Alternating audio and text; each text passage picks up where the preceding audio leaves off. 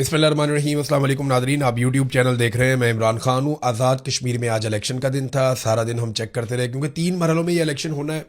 एक मरहले में अभी मीरपुर डिवीज़न में हो रहा है, फिर मुजफ्फराबाद में लेकर जाएंगे और आखिर में रावलाकोट साइड पे ये आ जाएंगे पुंछ डिवीज़न में। तो मीरपुर से इसका आगाज़ किया गया। नवाज शरीफ ने बड़ा ज़ोर लगाया, बिलावल ने बड़ा ज़ोर लगाया और दावे किए जा रहे थे कि बहुत बड़ी तादाद में लोग निकलेंगे, लाइनें लग जाएंगी, लोग लाइनों में लग के वोट डालेंगे। बल्कि ये अहकामात भी एस्टेब्लिशमेंट की जानिब से दिए गए थे कि आपने मनाजिर फिल्माने हैं। अगर आपके पास 100, 50, 200 वोटर हैं तो आप उसको लेकर जाएं, बजाय इसके कि वो वोट डाले उसको आप खड़ा करें लाइन के अंदर, लंबी कतारें आप शो करें, मीडिया के ऊपर विजुअल्स बनाएं ताकि वो फिर हम चलाएं पीटीवी के ऊपर और बाकी जो मीडिया उसको दें कि आप ये मनाजिर चलाएं। ARY हो गया, वो भी काफ़ी आजकल मदद कर रहा है बी टीम के तौर पे, और बहुत सारा मीडिया है जिसे ये हुक्म था कि आपने ये विजुअल चलाने जो आपको दिए जाएंगे। लेकिन वो विजुअल भी बने। ये इतने नालायक हैं, इतने नकम्मे हैं कि ये अपने मुलाजमों की कितारें भी नहीं दिखा सके। आज़ाद कश्मीर के लोग वोट के अंदर अगर कोई आया भी है ना तो ऐसा लगा कि जैसे वो अपनी तौहीन समझ रहे हैं कि जनाब हम तो वीडियो अपनी बनाना ही नहीं चाहते, हम चाहते ही नहीं है कि जनाब कोई हमें देखे। कोई अगर बहुत मजबूरी में आ भी गया है तो, क्योंकि लोगों को ये पता है कि उन्होंने आज़ाद कश्मीर में रहना है। वहाँ बच्चे शहीद हो रहे हैं, नौजवान शहीद हो रहे हैं, सिक्योरिटी फोर्सेज गोलियां मार रही हैं, लोगों के घरों के अंदर दाखिल होकर तोड़फोड़ कर देते हैं, सड़कें उनकी बंद की हुई हैं, खाना उनका बंद किया हुआ है, गंदम की ट्रक वापस भेज दिए हैं। तो फिर आप जब इतना तंग करेंगे एक इलाके के लोगों को तो रद्द अमल तो उनका आएगा, और वो रद्द अमल हमने देखा। अब माजी की निस्बत जो टर्न आउट है या लोगों की वोट डालने की ख्वाहिश है वो ना होने के बराबर थी। यानी बहुत ही कम लोग निकले वोट डालने के लिए। आज़ाद कश्मीर के इलेक्शन में एस्टेब्लिशमेंट ने जो ड्रामा करने की कोशिश की वो ड्रामा मुकम्मल तौर पे फ्लॉप हो गया। अब तक तो यही दिखाई दे रहा है। अवामी सतह पर इलेक्शन का मुकम्मल ही बाइकआउट था। बेशुमार मेरे पास पोलिंग स्टेशन की वीडियोज़ हैं। वो आज़ाद कश्मीर के लोग वहाँ पे खड़े होकर वीडियोज़ बनाते थे और बताते थे देखो कोई भी नहीं आया, ये देखिए हम खड़े हैं, ये इतने घंटे हो गए कोई भी नहीं आया, ये देखिए इतने घंटे और गुजर गए कोई भी नहीं आया। तो अलग अलग पोलिंग स्टेशन से लोग बनाकर भेज रहे थे। बाहर जो कैंप लगे हुए थे पीपल्स पार्टी और PMLN के, हु का आलम था खाली। लोगों को इतनी दिलचस्पी नहीं थी कि वो कैंप लगा के वहां पे बैठ जाए। अच्छा, इसके बरक्स जो आज़ाद कश्मीर के शहरी हैं, खवातीन हैं या लोग हैं, उन लोगों ने छोटी छोटी रैलियां निकाली इलेक्शन के खिलाफ, और वो इस इलेक्शन को एक ढोंग करार दे रहे थे। तो इस वक्त जो आज़ाद कश्मीर के अंदर इंतखाबात हुए वो पाकिस्तान की मिलिट्री एस्टेब्लिशमेंट ने ज़बरदस्ती मुसल्लत किए अपनी बी टीम पॉलिटिकल पार्टीज के साथ मिलकर, जिन्हें आज़ाद कश्मीर के अवाम ने मुकम्मल तौर पर मुस्तरद कर दिया। ये है टोटल मिला के खबर। अगर आप ये कहें कि बहुत ज़्यादा वोट पड़े, 10% भी नहीं पड़े, लेकिन ये वोट निकलेंगे ज़्यादा। जब ये गिनती करेंगे तो इनके अंदर वोट शामिल कर देंगे। अभी देखें ना, कल ही पकड़े गए हैं बैग्स, वोटों वाले बैग्स तो पकड़े गए हैं ना। वो बैग्स तो तैयार करके रखे हुए हैं हर हल्के के अंदर। किसी हल्के में 10 बैग्स तैयार हैं, किसी में 20 बैग्स तैयार हैं। तो वोटों वाले बैग्स तो इन्होंने पहले से तैयार किए हुए हैं। इलेक्शन कमीशन जो है वो मुकम्मल तौर पे जानिबदार है और वो खेल रहा है पाकिस्तान की मिलिट्री एस्टेब्लिशमेंट की जानिब से।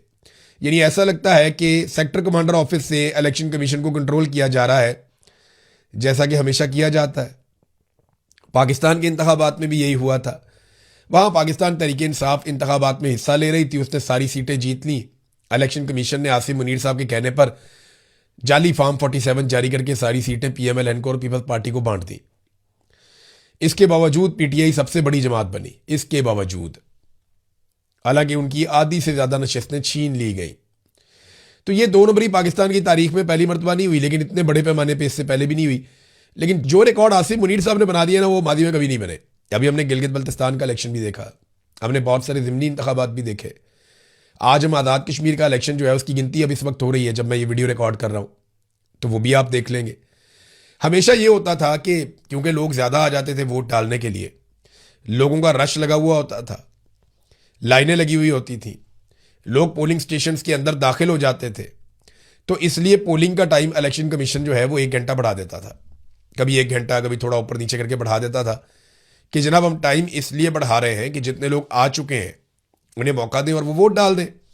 इस मरतबा अजीब काम यह हुआ कि टाइम इसलिए बढ़ाया गया कि शायद कोई वोट डालने ही आ जाए। ये उल्टा काम हो गया। पहले रश की वजह से टाइम बढ़ाया जाता था, इस मरतबा खाली होने की वजह से टाइम बढ़ाया गया। बिल्कुल ही खाली पड़ा हुआ भाई, अगर किसी ने आना है तो हम 1 घंटे का और टाइम दे रहे हैं, डेडलाइन में इजाफा कर रहे हैं, आके अल्लाह का वास्ता वोट डाल के चले जाए। ये हालात है। पुलिस मुकम्मल तौर पे पॉलिटिसाइज हो गई है। मिसाल के तौर पे आप ये पुलिस वाले का स्टेटमेंट देखें, जो आईजी ऑफिस ने स्टेटमेंट जारी किया, बड़ा इंटरेस्टिंग है। वो कहते हैं जी, मीरपुर डिवीजन की आवाम का एहतजाज के बजाय वोट की ताकत पर एतमाद का इजहार। भाई तुम मामे लगते हो, लोग अगर एहतजाज करते हैं तो उनका आईनी और कानूनी हक है, वो अगर वोट डालते हैं तो उनका आईनी और कानूनी हक है। तुम क्यों मामे बनते हो बीच में आकर कहते हो जनाब कि हम इसमें बड़े खुश हो रहे हैं। अब वो कहते हैं आज़ाद जम्मू कश्मीर कानून साज असम्बली के 2026 के आम इंतखाबात के पहले मरहले में आज मीरपुर डिवीज़न में इंतखाबात के सिलसिले में मीरपुर डिवीज़न की आवाम ने एहतजाज की बजाय वोट की ताकत पर एतमाद का इजहार कर दिया। आवाम ने इंतशार और एहतजाज का रास्ता इख्तियार करने के बजाय अपने आइनी, कानूनी और जमहूरी हक़ रायदही के इस्तेमाल को तरजीह देते हुए वोट के ज़रिए फैसला करने का इंतखाब किया। ये पुलिस है जो ये कह रही है। आप अंदाज़ा करें, पुलिस बी टीम बनी हुई है मिलिट्री एस्टेब्लिशमेंट की, और मिलिट्री एस्टेब्लिशमेंट पाकिस्तान की वो है जिनका सियासत करने का 70 साल से ज़्यादा का तजुर्बा है। पाकिस्तान की सबसे पुरानी और बड़ी पॉलिटिकल पार्टी इस वक्त पाकिस्तान की मिलिट्री एस्टेब्लिशमेंट है। जर्नैल हैं जो सबसे बड़ी पॉलिटिकल पार्टी चलाते हैं। वो खुद इलेक्शन नहीं लड़ते, लेकिन वो अपने अपने लोगों को इलेक्शन लड़वा के उनके ज़रिए से इक़्तिदार पे कब्जा करते हैं। ये वही बात है ना, देखें। और उनकी बी टीम के तौर पे हमेशा उनके गंदे कपड़े पुलिस होती है। तो ये जो आईजी है लियाकत, ये तो बिल्कुल ही ज़मीन पे ही लेटा हुआ है, ना कोई गैरत है ना कोई शर्म है। वो बंदे को थोड़ा सा होता है कि यार मैं थोड़ा सा तो हौसला मैं दिखा दूँ। मैं इस आदमी को जानता हूँ, इतना बुरा आदमी नहीं था मैं जब पुराना जानता था, लेकिन कुछ क्लिप वगैरह मैंने इसके देखे, वो तो ज़हनी मरीज़ वाली बातें कर रहा है कि इतना बंदा मार दो तो उतना बंदा मार दो। लेकिन मैं इतना बदगुमान तो मैं इसके बारे में कभी नहीं था। जो हरकतें इसने करके दिखा दी। अब ये पुलिस का काम है करने का। तर्जुमान इंस्पेक्टर जनरल पुलिस वो ये बात कर रहा है कि अवाम ने अवामी एक्शन कमेटी की गुज़िश्ता 3 कॉल्स के बाद आज 27 जुलाई की लॉन्ग मार्च की कॉल भी मुस्तरद कर दी। यार पुलिस का क्या काम है? ज्वाइंट अवामी एक्शन कमेटी एक्स करे, वाई करे, जेड करे, अवाम जो मर्जी करे, तुम्हारा काम सिर्फ ड्यूटी करना है, नौकरी करना है। तुम पॉलिटिकल स्टेटमेंट क्यों जारी कर रहे हो? पुलिस जब पॉलिटिकल स्टेटमेंट जारी कर रही हो और एस्टेब्लिशमेंट उससे करवा रही हो तो इसका मतलब है खाना ही खराब हो गया। इनसे कुछ भी कंट्रोल नहीं हुआ, इनका बेड़ा गर्क हो गया। इलेक्शन कमीशन बी टीम ऐसे बना हुआ है, बल्कि वो तो ए टीम बना हुआ है। अभी रिजल्ट भी जारी करेगा थोड़ी देर में। पीएमएलएन और पीपल्स पार्टी के लोग जीतेंगे कुछ देर में इलेक्शन, फिर आप देखेंगे, आपको बड़ा मजा आएगा। सारा दिन आपको सड़कों पे इतने लोग नजर नहीं आएंगे जितने बक्सों में से अभी वोट निकलेंगे, क्योंकि बैग्स भरे हुए तो हमने एक दिन पहले ही देख लिए ना कि बैग्स भरे हुए और वो रखे हुए। तो जो बसें भेजी थी मरियम नवाज ने, वो इलेक्शन कमीशन के रूल्स की खिलाफ वर्जी थी। वो आज़ाद कश्मीर में दाखिल भी होगी, वहां पहुंच भी गई। उस पर इलेक्शन कमिश्नर ने पता क्या किया? वहां चीफ इलेक्शन कमिश्नर की जारी स्टेटमेंट जारी किया गया कि जनाब हम तस्दीक करते हैं कि बसें पहुंच गई हैं, लेकिन इन बसों का इस्तेमाल इलेक्शन के बाद होगा, क्योंकि इलेक्शन से पहले अगर इनका इस्तेमाल होगा तो ये तो फिर वो गलत हो जाएगा ना, इलेक्शन पे असरअंदाज होने की कोशिश हो जाएगी। आप अंदाजा करें कितने बड़े फ्रॉड हैं ये। भाई ज़ाब्ता इखलाक की धज्जियां उड़ा दी उन्होंने। तुम उन्हें पकड़ो, उनके खिलाफ कानूनी कार्रवाई करो, उनका दाखिला बंद करो आज़ाद कश्मीर में, कि अब जब तक इंतखाबात चलेंगे ये बाप बेटी का हम दाखिला नहीं होने देंगे आज़ाद कश्मीर में। ये करने की बजाय उनकी बसें रख लेंगी, जनाब हम इलेक्शन के फ़ौरन बाद दे देंगे। अंदाज़ा कीजिए। और ये बसें नहीं चल रही आज़ाद कश्मीर में, ये आप मेरे से पूछ लें। मैं इन बसों का पीछा करूंगा और आपको बताऊंगा फ्यूचर में कि इन बसों का क्या बना और ये बसें कहाँ गई और इनकी हालत क्या है, ये मैं आपको बाद में बता दूंगा। अब नाज़रीन, पाकिस्तान तहरीक इंसाफ ने जो फैसला किया था बाइकआउट का, बहुत सारे लोग इस पर तनकीद भी कर रहे थे, वो फैसला दुरुस्त साबित हो गया तहरीक इंसाफ का। और उनका फैसला साबित किया वक्त ने कि लोगों ने दिलचस्पी नहीं ली इंतखाबात में। अगर तहरीक इंसाफ भी इंतखाबात लड़ती तो कुछ थोड़ा बहुत और लोग निकल आते, लेकिन ओवरऑल ये इंतखाबात जो हैं वो इनकी कोई हैसियत या कोई साख नहीं है। आलमी सतह पर भी नहीं होगी, आज़ाद कश्मीर में भी नहीं होगी, और ये इलेक्शन दोबारा करवाने ही पड़ेंगे। एक वक्त आएगा कि आपको दोबारा आज़ाद कश्मीर में इलेक्शन करवाने पड़ेंगे, क्योंकि ये हुकूमत कभी भी अवामी हुकूमत तस्लीम नहीं की जाएगी। जैसे पाकिस्तान में आपने मुसल्लत की हुई है, वैसे ही अगर आप मुसल्लत करके इसको घसीटते रहें और चलाते रहें तो आपकी मर्जी है। जो हालत आपने पाकिस्तान की है उससे बदतर हालत आप आज़ाद कश्मीर की कर देंगे। लेकिन वहाँ के लोग फिलहाल डट कर खड़े हैं। आज जो लॉन्ग मार्च है, कल लॉन्ग मार्च निकला, वो वहाँ मीरपुर से ऊपर चले गए पुंछ की तरफ, और आज मुजफ्फराबाद की तरफ जा रहे हैं लॉन्ग मार्च के काफिले। लोग मुजफ्फराबाद की तरफ बढ़ रहे हैं, देखते हैं कि उनको कैसे रोका जाता है, वहाँ जाके वो किस किस्म की हिकमत अमली अपनाते हैं और कहाँ जाकर बैठते हैं और मुजफ्फराबाद के लोग किस तरीके से रिस्पॉन्ड करते हैं। ये सारी चीज़ें हमें आने वाले चंद घंटों में पता चलेंगी। लेकिन पाकिस्तान तहरीक इंसाफ ने एक स्टेटमेंट जारी किया। उन्होंने कहा जी, आज़ाद जम्मू कश्मीर में आज होने वाले इंतखाबात इस हकीकत को बेनकाब कर रहे हैं कि अवाम का इस इंतखाबी अमल पर एतमाद तकरीबन ख़त्म हो चुका है। पोलिंग स्टेशन पर वोटर की तादाद ना होने के बराबर है, जबकि दूसरी जानिब अवाम की एक बड़ी तादाद अपने हुकूक और मुतालबात के लिए सड़कों पर मौजूद है। ये मंजर इस बात की वाज़ेह सबूत है कि हुक्मरान जमातें अवाम का एतमाद खो चुकी हैं। अच्छा, फिर उन्होंने कहा अफसोस की बात है कि आज वही जमातें इंतखाबी मैदान में मौजूद हैं जिन्हें अवाम पहले ही मुस्तरद कर चुके हैं। मुस्लिम लीग नून और पीपल्स पार्टी इक़्तिदार की बंदर बांट में मसरूफ़ हैं, जबकि कश्मीरी अवाम अपने बुनियादी हकूक़, मसाइल और हकीकी नुमाइंदगी के लिए आवाज़ बुलंद कर रहे हैं।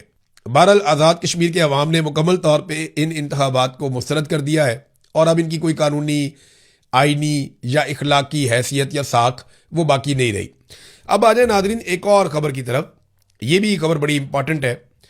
इसमें अक़वाम मुत्तहिदा की जानिब से इमरान खान साहब को लेकर एक मुतालबा किया गया है। ये एलिस जे एडवर्ड, ये अक़वाम मुत्तहिदा की स्पेशल रिपोर्टर हैं टॉर्चर के हवाले से, उन्होंने एक स्टेटमेंट जारी किया। इन्होंने लिखा जी कि former prime minister Imran Khan now held in near total solitary for 33 months in a small windowless cell under 24/7 CCTV। Imran Khan साहब को जो है वो कैद तन्हाई में रखा हुआ है, 33 महीनों से ज़्यादा हो गया है और एक बहुत छोटे से बगैर खिड़की वाले सेल के अंदर उनको बंद किया गया है। वो 24 घंटे उनको वहाँ रखा जाता है 7 दिनों तक और CCTV उनके ऊपर जो है वो निगरानी करती है। ये CCTV कैमराज वगैरह जो लगे होते हैं। Often more than 2 weeks continuously. ऐसा भी हुआ कई दफ़ा कि 2-2 हफ्ते तक उनको लगातार विदाउट एक्सरसाइज और मीनिंगफुल ह्यूमन कॉन्टैक्ट, 2-2 हफ्ते तक उन्हें किसी इंसान से बिल्कुल ही उनका कॉन्टैक्ट नहीं हुआ और उन्हें एक्सरसाइज करने की भी इजाज़त नहीं दी गई। This far exceeds the Mandela rules. ये जनाब खिलाफ वर्जी है मंडेला रूल्स की। नेल्सन मंडेला के हवाले से उनके नाम को इस्तेमाल करते हुए रूल्स बनाए गए थे और ये तय किया गया था कि कैदियों को क्या सहूलतें दी जाएंगी और किस हालात में कैदियों को रखा जाएगा और कौन कौन सी चीज़ें तशद्दुद के ज़ुमरे में आती हैं। I call on Pakistan to restore human conditions. मैं पाकिस्तान से ये मुतालबा करती हूँ कि वो फौरी तौर पे जो इमरान खान साहब के इंसानी हकूक़ हैं या जो कैदियों के हकूक़ हैं उन्हें वो बहाल करें। ये अब मुतालबा अक़वाम मुत्तहिदा की जानिब से आया, लेकिन पाकिस्तान की सरकार को परवाह कोई नहीं है। वजह यह है कि परवाह क्यों करे, डोनाल्ड ट्रंप का जो जूता है उसका साया सर के ऊपर है और डोनाल्ड ट्रंप का जूता पॉलिश करके जिंदाबाद काम चल रहा है और मौजें लगी हुई है, क्योंकि ट्रंप का जूता अभी तक सर पे शफकत भरा जूता है उसका। अगर ट्रंप अपना जूता उठा ले सर के ऊपर से तो फिर इनको धूप लगेगी, फिर इनको मुसीबत पड़ेगी, फिर इनको अक़वाम मुत्तहिदा के स्टेटमेंट से भी फ़र्क पड़ेगा, यूरोपीय यूनियन के स्टेटमेंट से भी फ़र्क पड़ेगा, एमनेस्टी इंटरनेशनल के स्टेटमेंट से भी फ़र्क पड़ेगा। लेकिन जब तक डोनाल्ड ट्रंप ने अपना शफकत भरा जूता और उसका साया इनके सर पे रखा हुआ है तब तक इन्हें परवाह करने की ज़रूरत नहीं है। लेकिन मैंने थोड़े दिन पहले खबरदार किया था और मैंने बताया था कि जेल के अंदर एक औरत है जिसका नाम है नादिया ख्वाजा।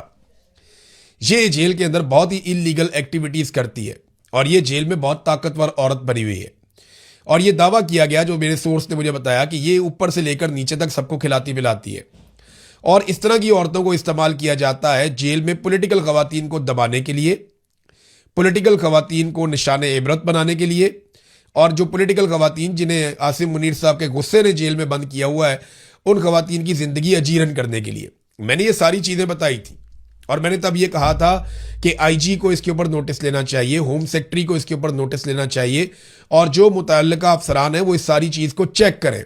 ये बहुत बड़ी ज़्यादती है कि पॉलिटिकल कैदियों को, जिनके सिर्फ पॉलिटिकल व्यूज़ की वजह से वो जेलों में है, आप उन्हें जराइम पेशा अफराद के उनके सामने आप फेंक दें और जराइम पेशा अफराद जो चाहे उनके साथ सलूक करते फिरें या उनके साथ बदसलूकी करें।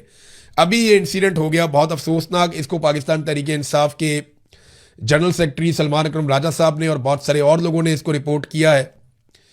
पता ये चला कि जो नादिया ख्वाजा नामी औरत है, मैंने पहले खबरदार किया था और वही हरकत हुई है। ये औरत 10 खवातीन के साथ बैरक में दाखिल हुई। अब बताएं ये कैसे आ सकती है 10 खवातीन को लेकर?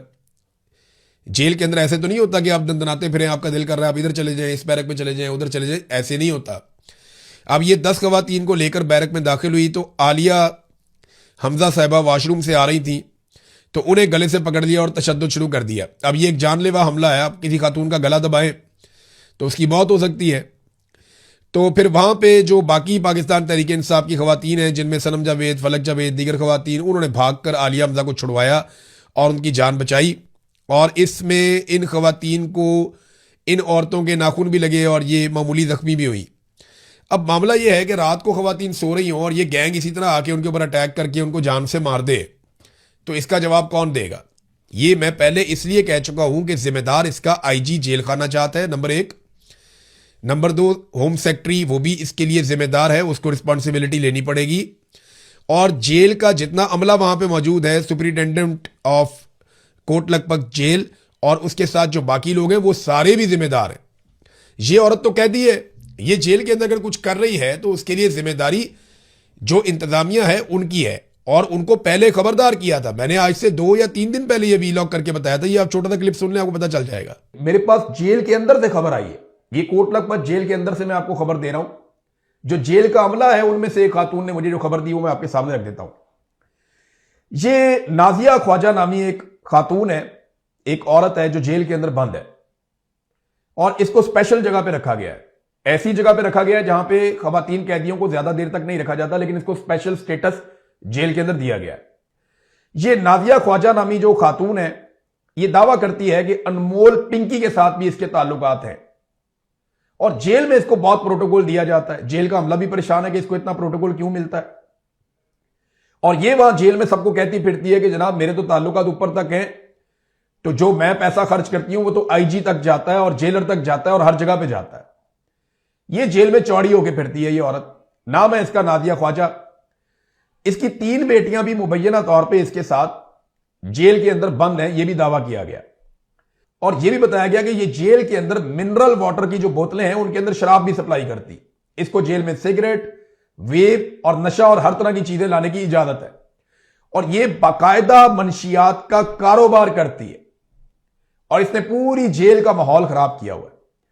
वहां पे खवातीन जो है उनको हर चीज सप्लाई की जाती है और जराइम पेशा खवातीन के अंदर पाकिस्तान तहरीक इंसाफ की खवातीन को जानबूझकर मिक्स करके रखा जा रहा है। मैंने उनसे पूछा जी आपके जेल का कोई तरीकाकार नहीं है, कोई ऐसा मैनुअल नहीं है कि ये सियासी कैदी हैं इनको अलग रखें, ये आदि मुजरिम कैदी हैं इनको अलग रखें, ये मनशियात वाले हैं इनको इधर रखें? उन्होंने कहा जी सारा कुछ ही होता है, लेकिन इस वक्त पाकिस्तान तहरीक इंसाफ की खवातीन को तंग करने के लिए जानबूझ के उन्हें ऐसी औरतों में बंद किया जाता है जो हार्ड कोर क्रिमिनल्स हैं। वो आपस में भी लड़ती झगड़ती रहती हैं और इनको भी इरिटेट करती रहती हैं और वो नशा करती हैं, जिसकी वजह से ये घरेलू खवातीन है, उनका सिर्फ एक जुर्म है ना कि उनका एक मौक़िफ़ है, वो पॉलिटिकल खवातीन है, मुजरिम तो नहीं है ना, कोई जराइम पेशा तो नहीं है, तो उनको बंद किया जाता है उनके साथ और ये बड़ी ज्यादती है।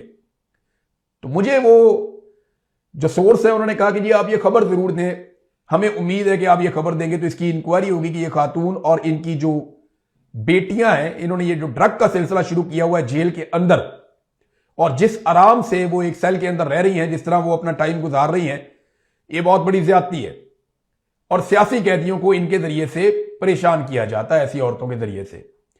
बहरहाल ये मैंने मामला आपके सामने रख दिया, अब देखते हैं कि इसके ऊपर क्या इंक्वायरी होती है। तो देखिए मैंने पहले बताया था लेकिन कुछ भी नहीं हुआ, तो अभी भी वक्त है इसकी इंक्वायरी करें और इस मामले को संजीदगी से देखें। ये नाज़रीन एक और रिपोर्ट आई है मेरे पास, ये रिपोर्ट है Pakistan institute of development economics की। ये रिपोर्ट कहती क्या है कि पाकिस्तान में शरह गुर्बत 40% से ज़ायद, दही इलाकों में यानी जो गांव वाले इलाके हैं वहां पे 50% से ज़ायद बढ़ गई है गुर्बत। बलूचिस्तान में सबसे ज़्यादा गुर्बत है 70%।